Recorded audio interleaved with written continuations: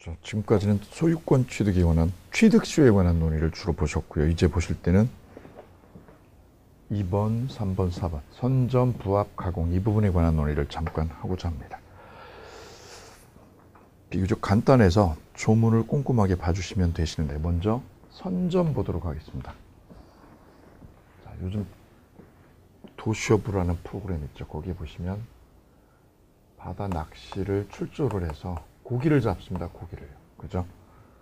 뱅에 돔을 내가 잡았다. 돔을 내가 잡았다. 잡는 거를 선점했다라고 그러죠. 선점. 그럼 내가 뱅에 돔이라는 물고기를 내가 낚으면 바로 잡은 사람. 잡은 사람이 무주물, 주인 없는 물고기를 최초로 소유권을 얻은 거니까 이걸 우리는 무주물 선점, 소위 소유권을 이분이 최초로 취득했다. 이렇게 얘기를 합니다. 자, 이때 유념할 조문은 250이죠. 270페이지, 270페이지에 보시게 되면 무주물의 귀속이라고 되어 있고요. 이랑 복과요. 무주의 동산이어야 돼요. 동산을 소유의사로, 동그라미에 소유의사로. 낚시야. 낚시를 왜 하는 거죠? 내가 가지려고 그러는 거죠. 가지려고. 도로 풀어주려고 그러면은 소유의사가 없는 거예요. 도로 방생하려고 그러는 거는 소유의사 없는 거예요. 내가 뭐 하려고? 잡아 가지고 오려고. 잡아가지고 가지고 오려고 그러는 거. 즉 소유의사로 점유한 자. 점유의 동그라미요. 그 소유권을 취득하는데 이 취득은 승계 취득의 원칙 취득이에요. 원칙 취득이다. 거기 별표할게요. 원칙 취득이다. 따라서 무주물 선점이 이루어지기 위한 전제 조건은 두 가지예요. 동산이어야 된다. 첫 번째. 그 다음 무슨 의사로? 소유의사로 점유를 해야 된다. 점유를. 두 번째 이항. 무주의 부동산은 국유다. 그래서 부동산은 국유니까 선점이 될 수가 없다. 옆에 적어볼게요. 선점 못한다. 부동산은. 그래서 선점이 될 수 있는 거는 뭐만? 동산만. 동산만 선점이 가능하다. 다음 유실물 습득 볼까요? 유실물. 길 가는데 이렇게 길 잃은 강아지가 있어서 그 강아지를 내가 데리고 왔어요. 유실물 습득입니다. 보실까요? 유실물은 법률이 정한 바에 의해서 공고한 후 6개월 내에 6개월의 동그라미야. 종전에 1년이었거든요. 6개월 내에 소유자가 그 강아지 소유자가 주인이 나타나지 않으면 습득자가 소유권을 취득한다. 이때 취득도 원칙 취득. 강아지를 내가 습득했어요. 데리고 왔어요. 이게 유실물 습득입니다. 유실물 습득, 무주물 선점, 유실물 습득. 이렇게 얘기를 해요. 이것도 데리고 오면 돼요. 데리고 오면 돼. 그죠? 그래서 이것도 원칙 취득이다. 그 다음 254조 매장물 소유권 취득. 매장물 발견이라고 그래요. 매장물 발견. 옆에다 적어보실까요? 매장물 발견. 자, 매장물은 법률에 정한 바에 의해서 공고한 후 1년 내에 그 소유자가 권리를 주장하지 않으면 발견자가 소유권을 취득한다. 땅을 팠더니요. 땅을 팠더니 이 땅 속에서 고려 청자가 나왔더라. 청자가. 그 청자를 누가 발견했냐? 비가요. 비가 이걸 발견했어요. 땅 파다가. 일해주다가 이 고려 청자를 발견한 거죠. 이때 땅은 누구 거냐? A 땅이었다. A 땅에서 일을 해주던 인부가 고려 청자가 묻혀있는 것을 발견했다. 이게 매장물 발견이에요. 매장물. 근데 이 청자가 이 땅이 내 땅이었다면 당연히 발견한 사람이 자기가 갔죠. 근데 이 땅이 남의 땅이었다. 남의 땅에서 인부가 발견했다. 그러면 이 고려 청자는 발견한 사람하고 땅 주인하고 둘이 공유를 하게 돼요. 공유. 그게 매장물 발견의 법리. 그러나 타인의 토지 기타 물건으로부터 발견한 매장물은 절반씩 취득한다. 절반씩 취득한다. 밑에다가요. 공유한다. 누구랑? 땅 주인하고 발견자가. 자, 이래서 여기까지 됐어요. 선점, 습득, 발견. 다음 부합 보실 차례. 자, 부합이나 가공을 묶어서 우리는 첨부라고 그러는데 첨부는 두 개 물건이 하나로 된 거예요. 두 개 물건이 몇 개로? 한 권으로. 민법책 주인하고요. 민법책은 A 거. 민법책하고 그 다음 학개론책하고 두 개를 어떻게 했어요? 책이 두 권인데 이거를 합필을 했어. 합본을 했어. 합본을. 이건 A 거, 이거는 B 거, 학개론은. 합본을 해가지고 합쳤어. 이걸 첨부라고 그래. 첨부. 두 개가 합쳐진 거. 두 개 물건이 합쳐진 거를 첨부. 그 첨부에는 부합, 가공이 있습니다. 그럼 이 물건은 누구 거냐 이거죠. 이게 누가 주인이 될 거냐 문제가 바로 부합의 문제. 자, 첨부 볼까요? 맨 밑에 전 4조 규정에 의하여 동산의 소유권이 소멸한 때 그 동산을 목적으로 하는 다른 권리도 소멸한다 라고 규정을 하고 있어요. 이거 참고로 봐주시면 되고요. 뒤로 넘어가시게 되면 부합이 나와 있어요. 부합 보실게요. 부합이라는 거는 물건 두 개가 합쳐진 걸 말해요. 합쳐진 거를 부합이다 이런 표현을 써요. 민법책하고 학개론책하고 어떻게 됐다? 합쳐졌다. 합쳐진 거. 합쳐진 거를 부합이 일어났다라고 그래요. 합쳐진 거. 그래서 떼면 분리가 되면 다 망가지는 거예요. 망가지는 거를 부합이 일어났다라는 표현을 해요. 보다 구체적으로 한번 소개를 해볼게요. 구체적으로 A 건물에 B가 요만큼을 증축을 했어요. 증축을. 왜 증축을 하게 됐냐면 제 수험생 얘기입니다. 이 상가를 분양받았어요. 중개업소를 이렇게 창업을 하려고. 그래서 상가를 분양받았는데 여기 인테리어 공사할 때 여기 안에 인테리어 공사를 할 때 이 인테리어 업자한테 여기 공사 좀 해주세요. 그랬더니 이분이 공사를 너무 깔끔하게 잘해 주신 거예요. 이 인테리어 업자가. 근데 이분이 끝나고 나서 여기 이쪽 안에 공사를 내가 열심히 잘해줬으니까 요 옆에다가 내가 조그만 창고를 하나 짓게요. 창고 좀. 요 공간이 공터가 조금 있으니까 내가 창고 좀 지을게요. 요 비용 내가 다 들여가지고 내가 비용 다 들여서 창고 지을 테니까 쓰게 좀 해주세요. 그러는 거죠. 그래서 이분이 그렇게 하셔요. 주차장 부지하고 널찍한 공간이 있으니까 그렇게 하십시오. 그래서 B가 여기다가 자기 돈 들여서 창고를 이렇게 증축을 했어요. 그럼 이 창고는 누구 걸까요? 누구 거? 원래 주인 A 걸까요? 인테리어 업자 B 걸까요? 이 문제가 부합의 법이에요. 자, 이 부분이 증축 부분이라고 그러고요. 여기에 증축 부분, 여기를 기존 건물 이렇게 얘기를 할 때 이게 부합이 됐는지 안 됐는지는 어떻게 판단하느냐? 이 증축한 부분이 기존 건물과 분리가 될 수 없을 때 증축 부분이 분리가 불가능해요. 분리가 안 돼. 이걸 뭐라고 하느냐? 구성 부분이 되었다라는 표현을 써요. 구성 부분. 구성 부분. 즉 이 창고가 이거의 일부분이 되어버렸다. 구성 부분이 되면 우리는 이거를요. 부합이 일어났다라고 해요. 부합이다. 부합물. 이런 표현을 쓰게 돼요. 따라서 부합이 일어나기 위한 제일 중요한 전제 조건이 이거예요. 전제 조건은. 부합의 전제 조건은 이 부분이요. 이 부분이 기존 물건하고요. 기존 물건하고 뭐가 됐을 것? 구성 부분이 되었냐 이거죠. 구성 부분. 구성 부분이 되어져야 뭐가 일어났다? 부합물이다라고 얘기를 해요. 그러면 이 부분은 누구 거냐? 원래 주인 거, A 거다, 이 거. 그럼 얘는 쓰는 동 그냥 쓰기만 하는 거예요. 쓰기만 하는 거고 주인은 A 거라는 뜻. 그런데 이 창고가 기존의 건물하고 이 기존의 상가하고 여기가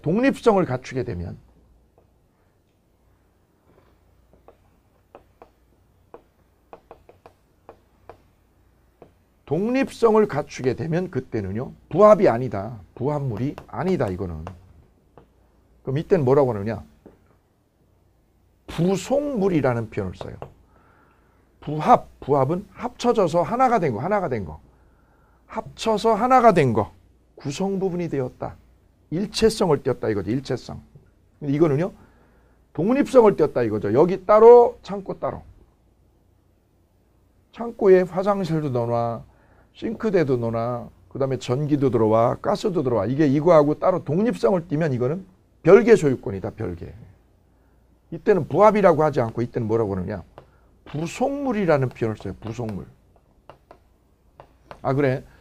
부합이라는 법리가 탄생하려면 제일 중요한 전제 조건 이걸 절대 놓치시면 안 되겠다. 기존 건물과 구성 부분이 됐냐 안 됐냐 이거죠. 이게 바로 부합의 법리의 핵심. 이때 부합은 모습에 따라서 부합이 일어나는 모습에 따라서 이렇게 나눠져. 이게 제일 중요한 법리고요. 부동산하고 동산이 부합되는 경우. 두 번째는요.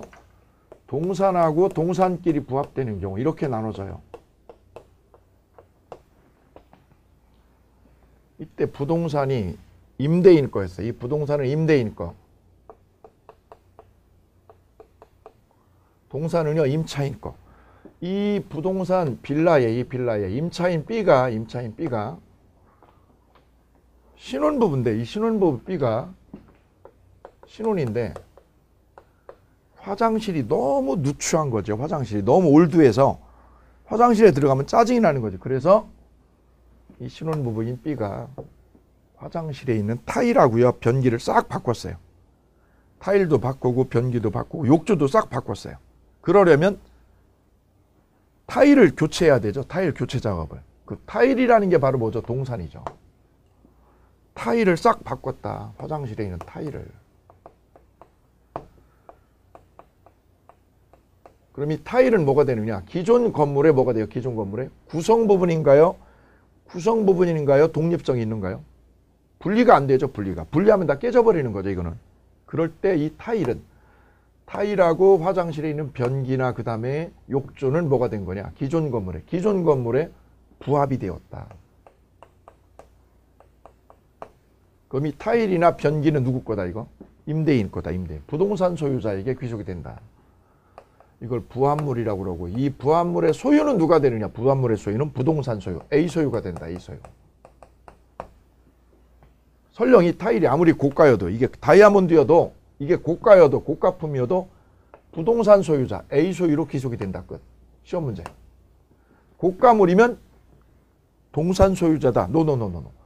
동산 소유자가 되는 게 아니라 누구? 부동산 소유자다. 그래서 B 소유 그러면 틀리는 거죠. B 소유가 아니라 누구 소유? 부동산 소유자로 소유권이 판명이 난다. 두 번째요. 동산과 동산이 부합이 되면 그럼 어떻게 될 거냐? A 동산하고 B 동산하고 여기 금반지하고 구리반지하고 합쳤다. 이게 합쳐졌다. 부합이 일어났죠? 그때 누구 거냐? 이거는 주종구별이 되면 주종식별이 되면 누구 거? 주된 동산 소유자. 주된 동산 소유자. 이 주종식별이 안 되면 어떻게 하냐면 둘이서 어떻게 하냐면 공유를 하게 돼요. 둘이서 공유를 해요. 공유. 같이 가죠. 그래서 주종식별이 되면 주된 동산 주인.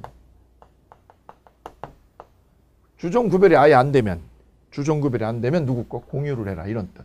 그래서 부합은 요 전제 조건이 이거고요. 전제 조건이 이거고 모습은 이렇게 두 개의 모습으로 나눠진다. 부동산과 동산의 부합 그리고 동산과 동산의 부합. 자, 책을 통해서 정리합니다. 273페이지. 273페이지 맨 위에 판례 하나 있습니다. 판례. 특정 물건이 부동산에 부합되었는지 여부의 판단 기준이라고 되어 있죠. 판단 기준 옆에 별 3개하고 써주세요. 전제 조건. 구성 부분이냐 독립성 있냐. 구성 부분이면 부합물. 독립성을 띠면 부속물. 부합이 아니라 부속물이다. 여기 별 3개. 우리 시험 빈출. 다음 효과. 동그라미 바로 밑에 효과. 부합이 되면 부동산의 소유자가 소유권을 가져가게 돼요. 설령 부합된 물건의 가격이요. 그 물건이 뭐냐? 동산이죠. 동산의 가격이 부동산의 가격을 훨씬 초과해도 부동산 소유자가 주인이 된다고 해. 밑에 판례도 마찬가지죠. 밑에 판례도 별 하나. 부동산에 부합된 물건이 분리복구가 불가능하여 거래상 독립한 객체성을 상실하고 그 부동산과 일체를 이루는 부동산에 뭐가 되었을 때 구성 부분이 된 경우 별표. 구성 부분이 되었다. 뭐가 일어났다? 부합이 일어났다. 일체성을 띄었다는 거죠. 구성 부분이라는 건 일체다. 일체. 합쳐져서 하나가 되었다. 하나가 된 걸 부합이라고 합니다.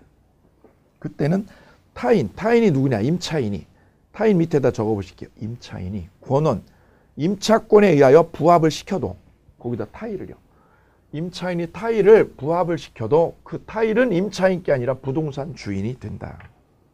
그래서 이런 교훈 때문에 우리는 남의 집에 들어가면 화장실이나 타일을 교체해야 안 해요? 안 해요. 안 해. 왜?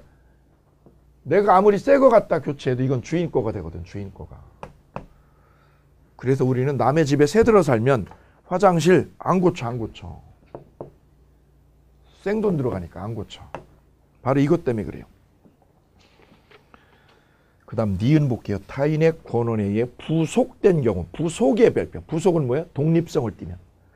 독립성을 띠면 부합물이 아니라 뭐라고 표현해요? 부속물. 이런 표현을 쓰게 되죠. 뒤로 넘어가면 관련 문제에서 이렇게 삼각형 이렇게 표시할게요. 관련 문제 이렇게 별도로 표시할게요. 자, 그럼 이게 부합인지 아닌지 한번 따져볼게요. 여기다 그림을 하나 쫙 그려주시면 돼요. A 땅 위에 이렇게 땅이 이렇게 천평이 있는데 A가 땅을 놀리고 이렇게 사용하지 않으니까 B가 여기다 뭘 졌냐면 무허가 건물을 짓고 여기서 소돼지를 축사를 지어가지고 소돼지 키우고 있어요. 축사를 신축해서 여기서 살고 있습니다. 사람까지요. 누구 땅에? 남의 땅에. 무단신축이죠. 무단신축. 그럼 이 건물은 땅에 부합이 되는 거예요. 땅하고 건물은 별개로 돼요. 별개다, 별개. 부합 아니죠. 부합물 아니다. 별개다. 건물 따로, 땅 따로. 두 번째, 이 땅이 너무 많은 땅을 놀리고 있으니까 이번에는 B가 여기다 이번에는 뭐를 심었냐면 나무를 심었다. 사과나무를 심었다. 이렇게 사과나무 그다음에 전나무 이런 걸 심었어요. 사과나무를. 여기 사과가 주렁주렁 가을에 열리게 되었죠. 이때 이 사과나무는 토지의 땅의 정착물 맞죠? 정착물인데 이 나무는 땅하고 별개인가요? 부합이 된 건가요? 예, 부합이다. 나무는. 수목은 부합물로 본다. 부합물.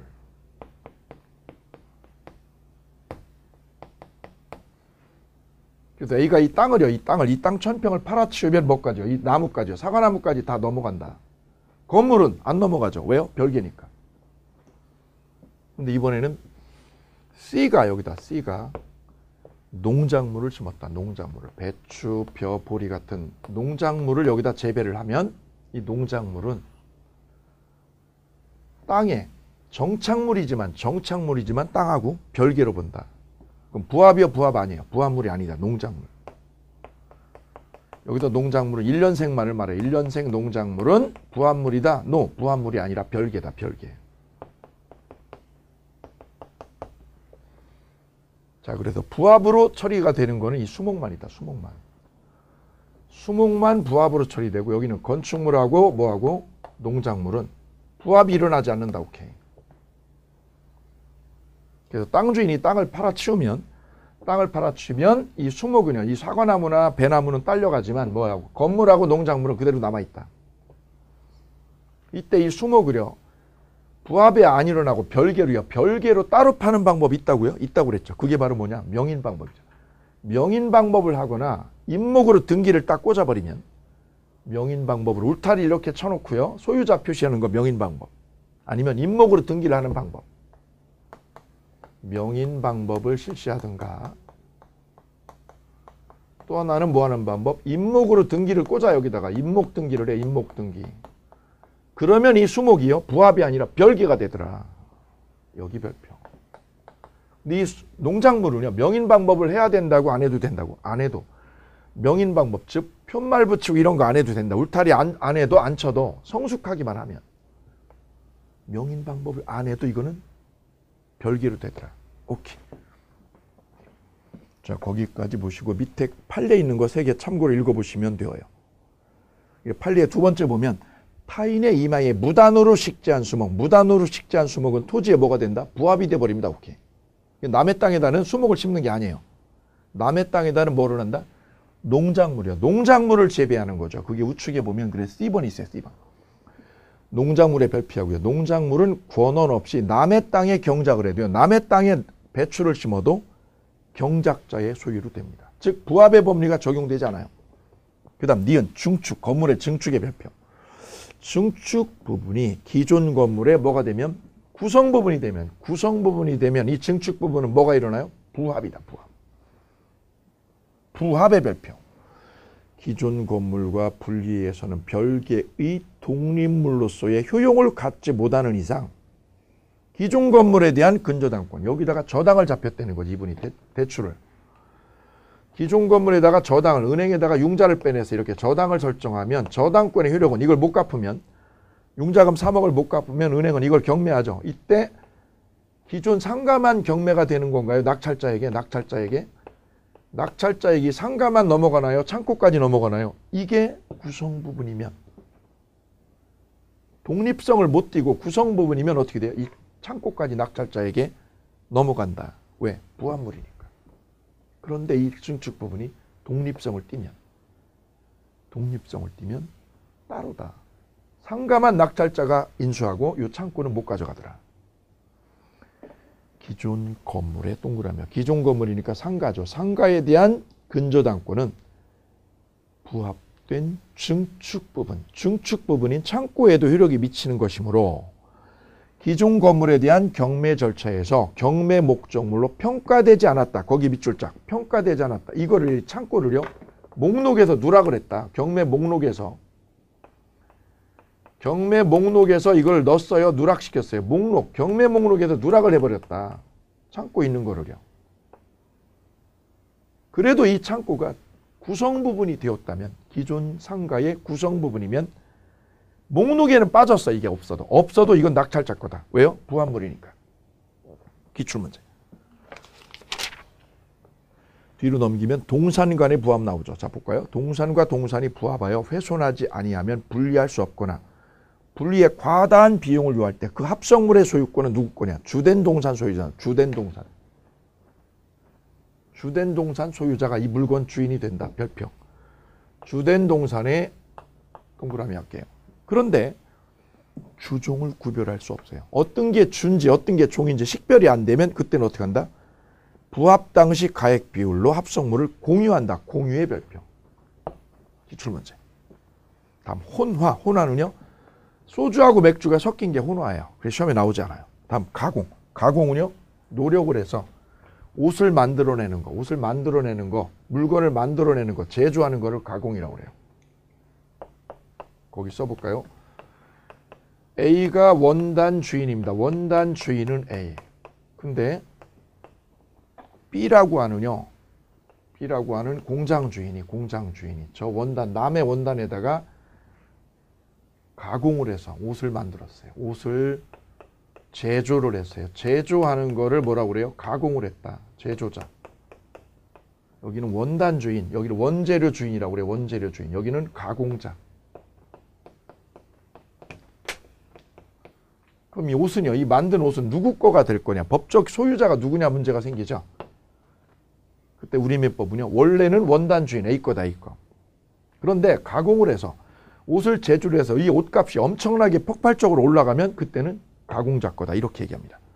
자, 259조 1항. 타인의 동산에 가공한 때 그 물건의 소유권은 누구 거냐? 원재료 소유자. 밑줄짝. 원재료 소유자다. 기출문제. 그러나 예외가 있어요. 가액 증가가 현저히 다액이면 누구 거? 가공자 거 별표. 자, 이렇게 해서 소유권 취득은 다 마무리가 되셨습니다. 뒤로 넘어가면요. 4절에 보면 소유권에 기한 물권적 청구권 얘기가 나와 있습니다. 내 소유권을 누가 뺏어갔다. 가령 내 핸드폰을, A가 가지고 있는 핸드폰을, A 소유 핸드폰을 B가 어떻게 했어요? B가 가져갔어요. 이거 B가 가져갔어. 화장실 갔다 온 사이에 B가 가져갔어요. 그러면 B한테 어떻게 해요? 돌려달라고 그러지. 돌려달라고. 그거를 무슨 반환 청구? 소유물 무슨 청구요? 반환 청구라고 그런다. 소유물 반환 청구. 누가? 소유자가. 누구한테? 점유자에게 하는 거지. 점유자에게. 이 반환 청구를 소유물 반환 청구권이라고 그런다. 점유자가 하면 무슨 반환 청구? 점유물 반환 청구. 소유자가 하면 소유물 반환 청구. 이때 B가요, 훔쳐간 놈이 이 핸드폰을 옆집에다 맡겨놨어. 그럼 얘가 옆집이 뭐라고 그래? 옆집에 있는 애가, 옆집 친구가 얘는 무슨 점유? 직접 점유. 여기는 간접 점유. 그럼 A는 누구한테요? A는 누구한테? 둘 다. 직접 점유자, 간접 점유자. 두 놈 다 상대방이 된다. 그래서 이 물권적 청구권, 소유권에 기한 물권적 청구권은 현재 점유자에게 하는 거예요. 점유자에게. 언제까지요? 기간 제한 없어요. 기간 없어요. 기간. 점유권은 1년 안에 뺏어오는데 소유권은 기간 제한이 없습니다. 그럼 이걸 토지로 넓혀볼까요? A 토지를 B가 어떻게 했어요? 무단점유했다. 무단점유. 얘가 무단점유하면 이 토지 500평을 A가 소유하는 토지 500평을 B가 무단점유해서 여기다 포장마차를 운영 중이다. 그럼 얘는 권리가 있는 사람 없는 사람 아무런 권리가 없이 점유하고 있죠. 그러면 A는 달라고요. 땅 달라고 할 수 있다. 이 권리를 소유물 반환 청구권이라고 그런다. 그럼 얘가 건물을 지면 여기다 건물을 짓게 되면 건물 어떻게 한다? 건물을 철거하라고. 건물 짓는 거 그거 어떻게 하라고? 철거하라고 할 수 있다. 철거 청구할 수 있다. 철거 청구. 단 얘가 여기서 살고 있으면 B가 살고 있으면 여기서 나가라고요. A가 얘 보고 나가라고. 퇴거 청구는 된다고 안 된다고? 안 된다라고 그랬어요. 철거는 된다. 너 철거시켜. 왜? 내 땅이잖아. 그런데 B가 점유자 B가 이렇게 무단점유하면 얘가 무단점유하면 A가 뺏어오는 거죠. 그런데 B가 점유할 권리가 생기면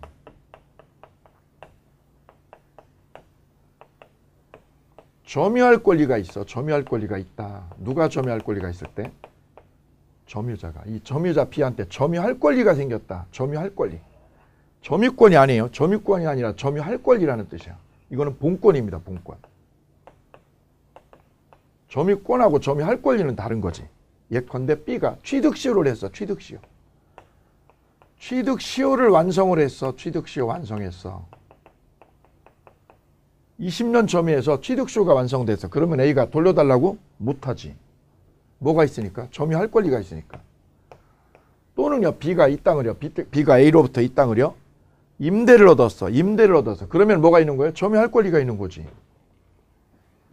나 빌렸어. A로부터 임대 계약에서 나 쓰고 있는 중이야. 그러면 점유할 권리 있죠. 그럼 얘가 달라고 못하는 거지. 이번에는 B가요. 저 토지를요. 매매를 했어요. 미등기로 등기만 안 했고요. 이 땅을 매매로 샀어. 매매로. 매매를 했다. 매매해서 뭐하는 중? 사용하고 있다. 매수인이 사용하고 있다. 그러면 얘는 매매를 했으니까 이 땅을 가질 권리가 있네. 이 땅을. 매도인으로부터 땅을 가져갈 권리가 있는 사람. 그 사람을 우리는 뭉뚱그려서 이렇게 취득시효를 완성했거나 매매를 했거나 아니면 임대를 얻었거나 그 사람들을 통칭해서 뭐라고 표현하느냐. 점유할 권리가 있다는 표현을 써요. 점유할 권리. 이건 본권이에요. 본권. 그럼 이 사람한테는 A가 달라고 할 수 없다. 이거 달라고 할 수 없다.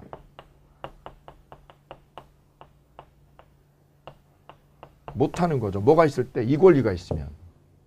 오케이. 이거 못하는 거야. 왜? 얘가 점유할 권리 있잖아. 그게 바로 213조 소유물 반환 청구권이 되겠습니다. 자, 소유자는 그 소유에 속한 물건을 점유한 자에게 점유한 자의 동그라미야. 반환 청구할 수 있다. 누가? 소유자가 동그라미야. 주체는 소유자. 소유자가 하는 거예요. 소유자가. 주체 소유자. 이때 소유자는 전 소유자, 현 소유자. 현 소유자가 하는 거다. 현 소유자가. 누구한테? 점유한 자에게. 점유한 자에게 하는 거예요. 점유한 자에게. 점유한 자니까 직접 점유, 간접 점유자 다 되죠. 뭐라고 청구하는 거죠? 반환 청구하는 거죠. 반환 청구. 그러나 점유자가 점유할 권리가 있는데 점유할 권리의 별표. 점유할 권리는 본권이다. 본권 옆에다 쓰세요. 본권. 옆에다 밑에다 적어주세요. 취득시 완성한 자, 매매에서 매수한 자, 매매로 매수한 자. 얘도 다 점유할 권리가 있다. 그러면 반환 청구를 거부할 수 있다. 오케이. 이 권리를 소유물 반환 청구권. 그 다음 214조는요. 소유자가 소유권을 방해하는 자에게 방해 제거 청구할 수 있죠. 옆에다가요. 밑에다가 건물 철거 청구요. 건물 철거하란 말이야. 빨랑. 철거 청구. 건물 또 지으려고 그러면 뭐라고요? 예방조치 할 수 있다. 예방 청구 별표. 예방이나 손해배상의 담보를 청구할 수 있다. 이걸 전체를 묶어서 물권적 청구권, 소유권에 기한 물권적 청구권 이렇게 얘기를 하죠. 자, 그 정도 소개하고 나머지 내용 좀 더 있는데요. 복잡한 내용 몇 가지 있는데 그거는 심화학습에서 정리하는 수순을 밟도록 하겠습니다. 자, 그러면 283페이지 공동소유 만나보실게요. 이제.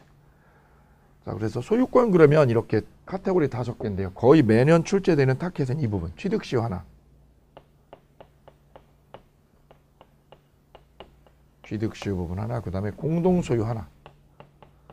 네, 이 부분이 거의 매년 타켓이에요. 그래서 두 문제가 일단 출제 1감. 나머지가 이제 상린관계나 이런 소유권에 대한 물권적 청구권을 한 2, 3년에 한 번씩 돌아가면서 가끔씩 찔러보는 거죠. 매년 타켓은 이 부분이다. 이 부분을 집중적으로 파고들어서 정리하실 것. 자, 그러면 소유를 혼자 하면 단독 소유, 여러 명이 하면 공동 소유 이렇게 합니다. 나 땅하고 아파트가 있는데 그 소유권이 내 혼자 단독 명의야. 이게 단독 소유. 근데 나는 결혼하면서 아파트를 배우자하고 공동 명의로 해놨어. 이게 공동 소유. 그 공동 소유에는 3가지 유형이 있습니다. 첫 번째, 공유. 두 번째, 합유. 세 번째, 총유. 3가지 유형의 형태를 묶어서 공동소유라고 그래요. 공동소유. 소유를 여러 명이 하는 거죠. 소유를 여러 명이. 이때 먼저 공유에 대해서 간단히 소개를 해볼까요? 공유는 예컨대 A, B, C 셋이서 우리 1억씩 돈 투자할까? 뭐하게? 빌라 경매 받게. 빌라를 매매로 사가지고 우리 운영을 해서 수익을 내자. 얼마씩? 1인당 1억씩 내. 지분 투자를 하는 거죠. 1억씩 투자를 해서 지분이 똑같아. 이제 3분의 1씩. 3분의 1씩 지분을 가지게 되죠. 지분을. 나 3분의 1, B도 3분의 1, C도 3분의 1. 지분을 가지게 되죠. 그리고 등기는 누구 명의로 할까요? 야, 이거 A 명의로. 아니야, A 아니야. 우리 3사람 명의로 해야지, 3사람. A 명의로 해놓으면 A가 팔아먹고 도망가. 그래서 누구 명의로? 3사람 명의로. 3인의 뭐라고요? 공유라고 이렇게 공유라고 등기를 해놓습니다. A 이외 2사람 공유, 공동소유. 그래서 이 공유에는 지분이라는 게 반드시 있어요. 지분.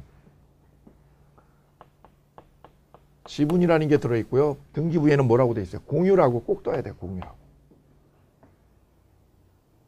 그럼 이런 공유 형태의 소유는 지분이 있기 때문에 이 부동산을요, 이 부동산, 빌라 부동산을 토지든 건물이든 이 빌라 부동산을 지분이 있기 때문에 어떻게 할 수 있냐면 지분권자가 내 지분을 내 마음대로 단독으로 지분이라는 게 내 소유권하고 똑같아요. 내 소유권이 3분의 1 있다 이런 뜻이거든요. 그래서 내 지분을 단독으로 처분하거나 정리할 수 있어요. 단독 처분하는 작업이 가능해요. 이 처분할 때 얘네들 동의 안 받고 돼요. 따라서 A가 이 지분 3분의 1을 자기 동생이나 자기 아버님한테 넘겨주는 거 된다는 거죠. 단독으로 지분을 뭐 할 수 있다? 처분할 수 있다.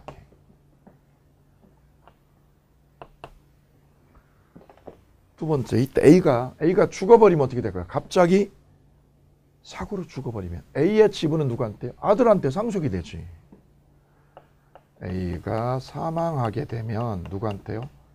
자식한테 상속이 되지. 자식한테 상속.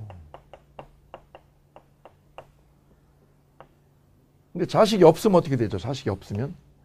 애가 없으면 누구한테요? B하고 C요. 다른 공유자에게 가요. B, C에게. 세 번째. 그럼 이 공유는 이 물건이 한 사람 소유가 아니라 3사람 소유니까 사용하고 부동산을 운용하고 이러는데 제약이 따라요. 왜요? 개인 소유가 아니라 3사람 거니까. 그래서 이 공유 부동산을, 이 공유하는 빌라를 운용하는 거는 문제가 안 되는데 이 공유물을 처분할 때요. 공유 부동산을 처분하는 거. 공유 부동산을 뭐 하는 거? 처분할 때 제약이 따른다. 제약이. 어떤 제약이? 이게 개인 게 아니잖아요. 그래서 누가 동의해야 되느냐? 전원이 동의해야 돼. 전원 동의.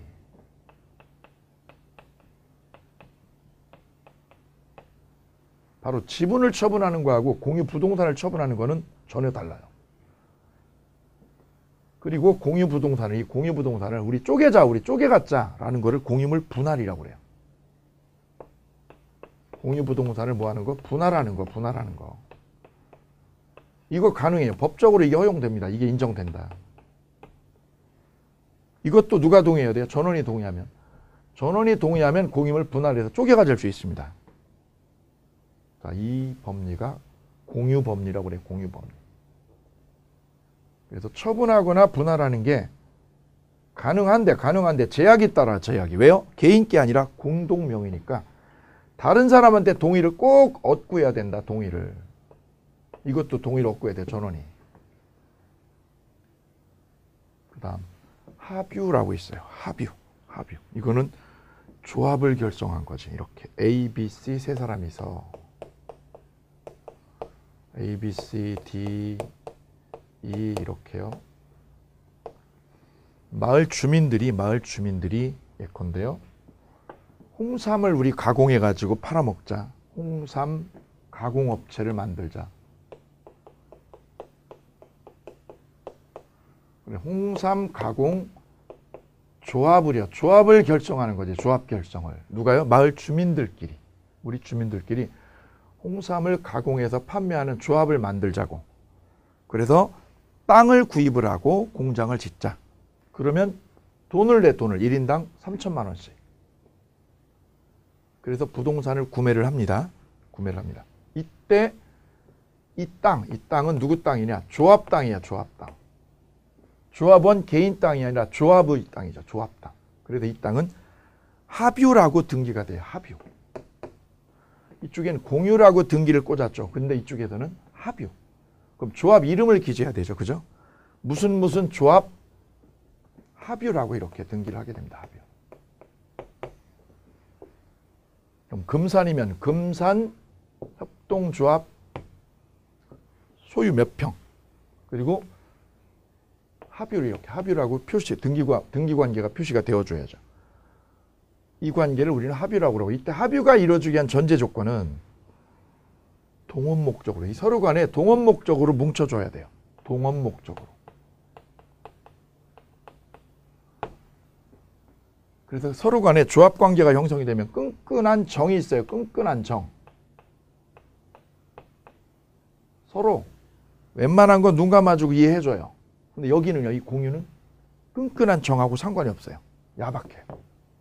여기는 아주 끈끈한 정이 있어요. 그래서 지분 처분하고요. 지분 처분하고 이 합의물 처분하는 것도 이쪽하고 논리 구조가 달라요. 이쪽하고. 자, 이쪽에서 합의에도 똑같죠. 지분 들어가 있어요. 지분. 나 3천만 원 냈어. 나는 출자금을요 1억 냈어. 지분이 각각 다르거든요. 출자금이 다르니까 자금 출자를 하죠. 출자금.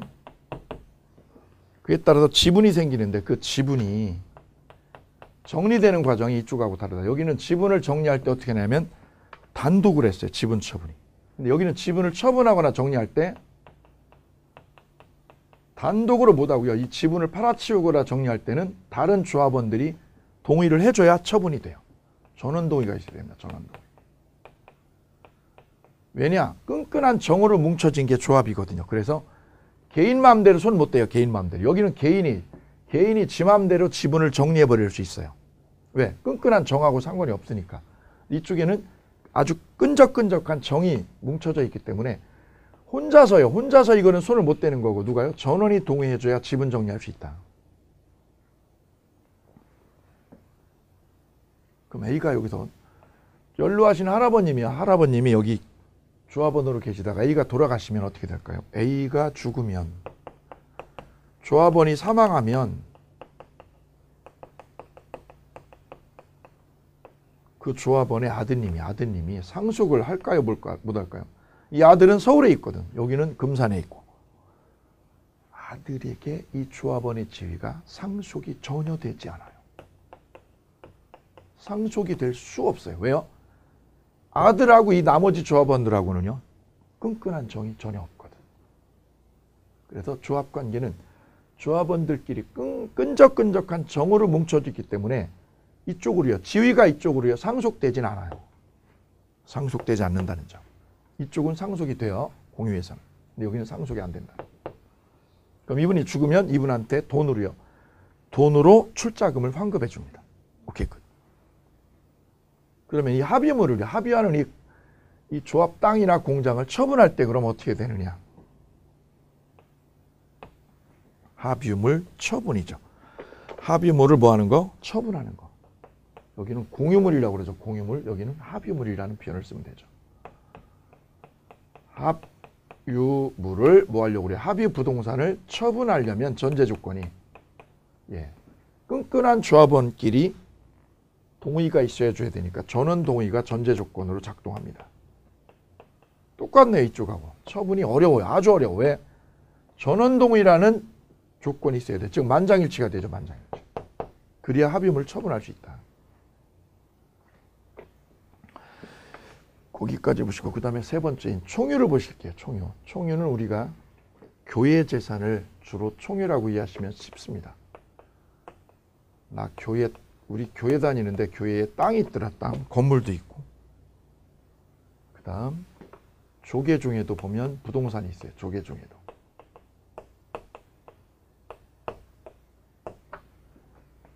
이걸 총유라고 이해하시면 되시고 더 비근한 예로 종중 땅 있죠. 종중 땅. 김해김씨, 전주희씨, 밀양박씨, 종중이 가지고 있는 땅. 이 형태가 대표적인 총유예요. 그럼 여기는 이 땅은 무슨 교회, 그저 여의도 순복음교회 이렇게 교회 명의로 등기가 돼 있죠. 교회 앞으로. 개인 앞으로 등기되지 않고 누구 앞으로?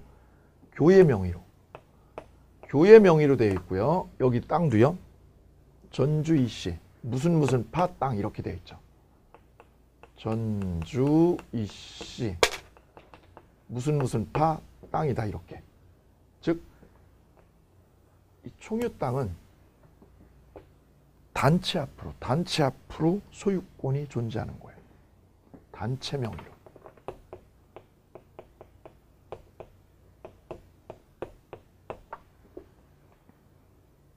단체 이름이 여기에 표시가 되어 있어요. 단체. 무슨 교회, 무슨 종중. 그래서 이 총유부동산은 단체가 법적인 소유권의 주체가 되는 거예요. 그래서 여기는 개인은 이 종원이나 이 교회 구성원들은 권리가 없어요. 그래서 이 구성원들은 교회 구성원들한테는 지분이라는 거 전혀 없습니다. 지분 인정 안 해줘요. 그래서 헌금을 내가 많이 냈어. 나 이 교회에다 헌금을 내가 주식에서 대박을 맞아가지고 헌금을 여기다가 10억을 냈어. 그래도 내 지분 안 생겨. 두 번째요. 그러면 A가 죽어버리면 여기 교인 A가 죽어버리면 어떻게 될까요? 교인 A가 구성원 A가 사망하게 되면 상속될까? 이것도 마찬가지죠. 상속 전혀 안 됩니다. 상속이 일어나는 거는 이쪽에서요. 공유에서만 상속이 일어나요. 공유에서만. 죽으면 끝이죠. 죽으면 끝. 그럼 이 교회 땅이나 종중 땅을 처분하는 일, 그 다음에 분할하는 문제, 이 부분 살펴볼게요. 교회 땅을 종중 땅이라고 그러죠. 종중 땅 또는 총유부동산.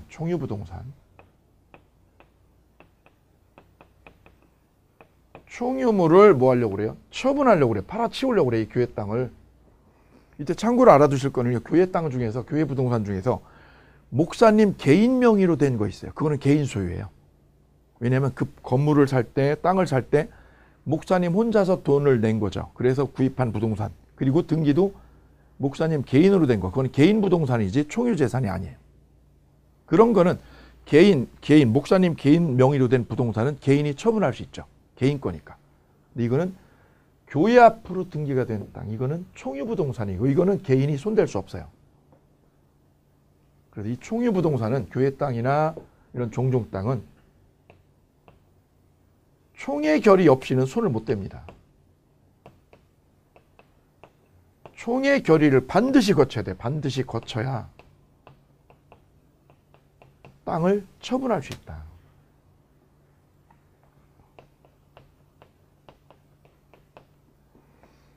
따라서 저 종중 땅이나 교회 땅 팔기 위한 전제 조건이 이거다. 총회 결의요. 구성원 총회 결의가 이게 작동이 돼야 됩니다. 이게 전제 조건이에요. 그러니까 만약에 이 총회 결의 없는데 이 종중 땅을 누가 팔아먹었다. 나는 도장 찍은 적이 없는데 팔렸어. 이 땅이 종중 땅이. 이런 거 많거든요. 무효. 총회 결의 없이 처분이 되면 그 처분의 의의는 법적으로 유효 무효? 무효다. 무효.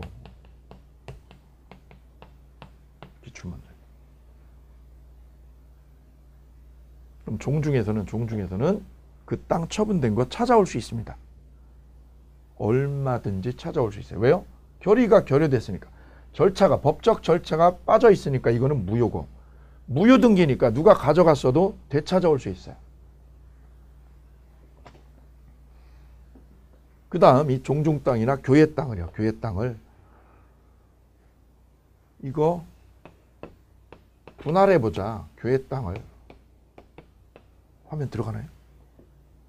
안 들어가요? 교회 땅.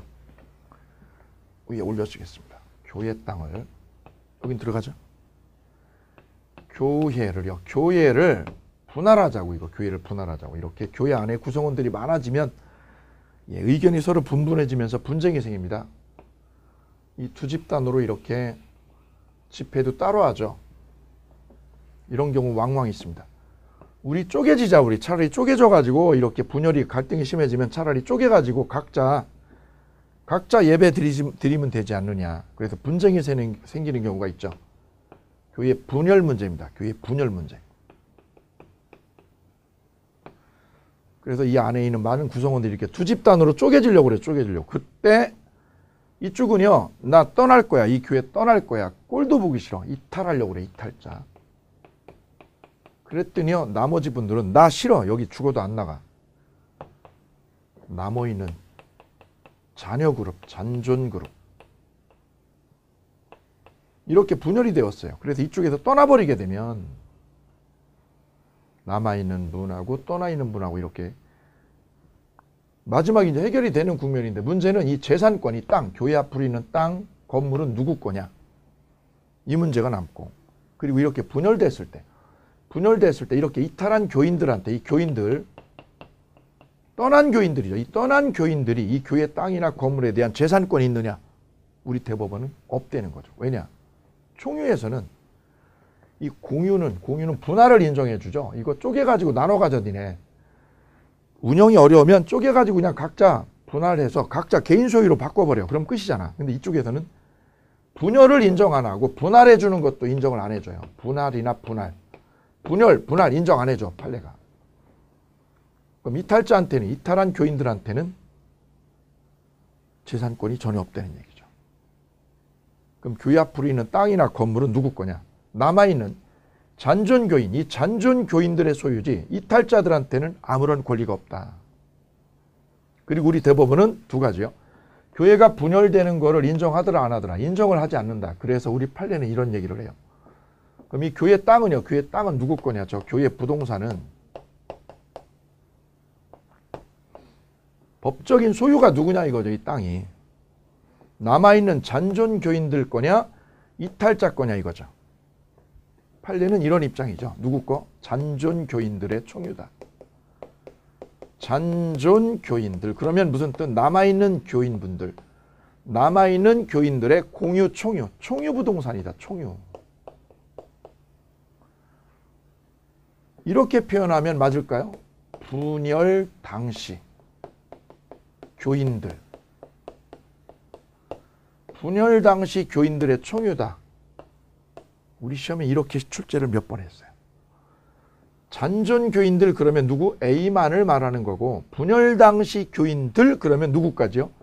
잔존 교인하고 이탈자를 포함하는 개념이죠. 이 표현은 틀린 거예요.